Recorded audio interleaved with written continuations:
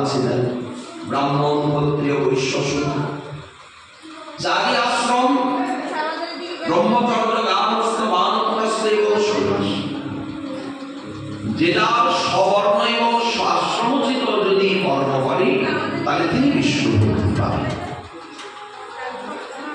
আচ্ছা, চারি বর্ণাশ্রমী যদি কৃষ্ণ নাহি হয়, যেটা আপনি কার্য করছেন কিন্তু কৃষ্ণ ভজন করছেন, ব্রাহ্মণের অর্চনাদি কার্য করছেন কিন্তু কৃষ্ণের,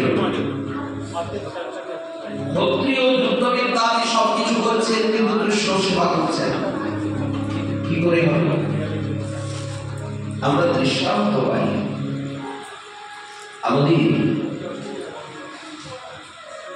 বাঁকুড়া বিষ্ণু, যেখানে আজও মদনমোহন আছে, অপূর্ব শ্রী বিগ্রহ, অতি প্রাচীন বিগ্রহ। এই মদনমোহনের এক সময় সেবা, তাই সে জগৎ উল্টে যাক পাল্টে যাক তার দিকে কোনো হুঁশ নাই, উনি ওনার কাছে ব্যস্ত, ঠাকুরজির সেবা। তো গোপাল দাস যে সেবা করছে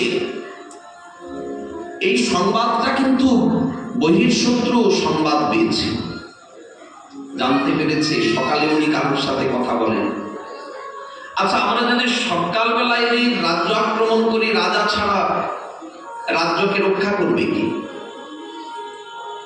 বহিঃশত্রু আক্রমণ করেছিল, ভরে সেনাপতি যিনি ছিলেন উনি তো গিয়ে দরজার সামনে দাঁড়িয়ে আছে, কিন্তু বলাই আছে শিরচ্ছেদ করে দেবে। আমার পূজার সময় যদি কেউ আমাকে কিছু বলে তাহলে তার মাথায় ছেদ করে দেবে।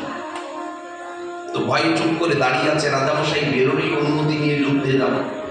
সেনাপতি নিজের ইচ্ছায় যতই বহিঃশত্রু আসুক যুদ্ধে অংশ নিতে পারেন না, রাজার অনুমতি নেবে তারপরে যাবে, এটা নিয়ম। এখন উনি দাঁড়িয়ে আছেন, তো দাঁড়িয়ে আছেন, এদিকে তো বহিঃশত্রু ভরে রয়েছি, আপনার অনুমতি পাইনি, কি করে যুদ্ধে আমি সেনা নিয়ে যাব? আচ্ছা যা হয়েছে ঠাকুরজির কাছেই তো ছিল, চলো দেখি কি হয়েছে না হয়েছে।